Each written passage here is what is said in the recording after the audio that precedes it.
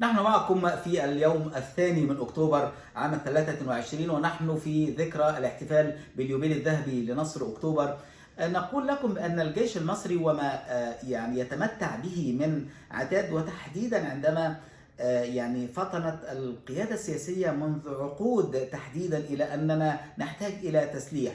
وبعد حرب 48 كان هناك الاتجاه إما إلى الشرق، إلى أمريكا تلك التي ترعى إسرائيل، أو إلى الكتلة الغربية وتحديدا الاتحاد السوفيتي. وكلا القوتين العظمتين، سواء كانت الاتحاد السوفيتي قديما وأمريكا، هما من أنشأ إسرائيل ورعاياها. لكن النقطة الفاصلة في دراسة التاريخ المختلفة أن حرب أو الاعتداء الثلاثي على مصر عام 56 أعطى للاتحاد السوفيتي الفرصة لأن يقف إلى جانب دولة ما في المنطقة غير إسرائيل، لأن في هذه الآونة الولايات المتحدة الأمريكية ترعى إسرائيل، فكان الاتجاه أن يكون هناك تقارب بين مصر وبين الاتحاد السوفيتي في هذه الآونة. ومن هنا جاءت الفرصة لأن يكون الاهتمام بالتسليح المصري، لكن كان من خلال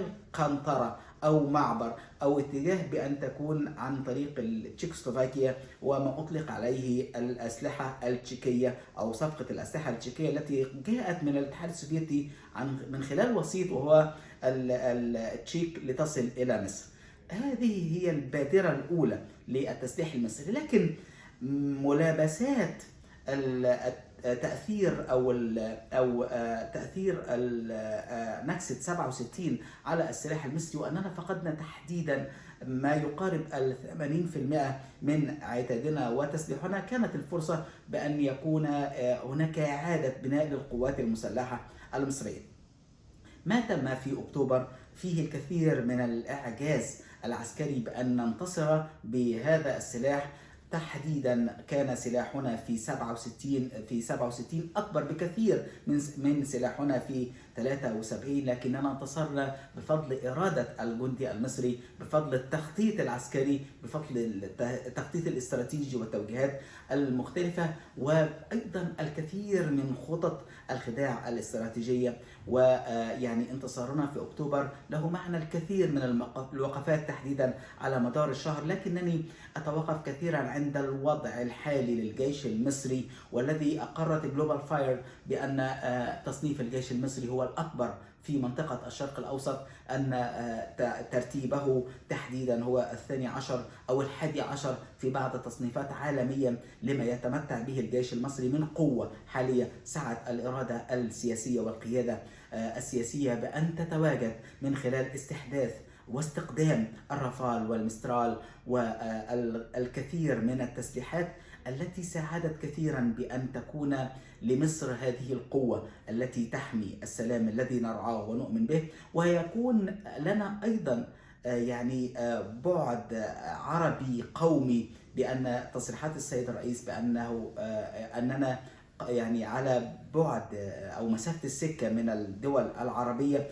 وهذا ما وضح جليا من خلال أحداث ديرنا، وأن تتوجه حاملة الطائرات عبد الناصر و10 طائرات شينوك وغيرها لتقدم الخدمات الإسعافية ونجدة الملهوف لأشقائنا في ليبيا، لهي خير دليل على أن ما تقوم به القيادة السياسية هو استباق لكثير من الأحداث.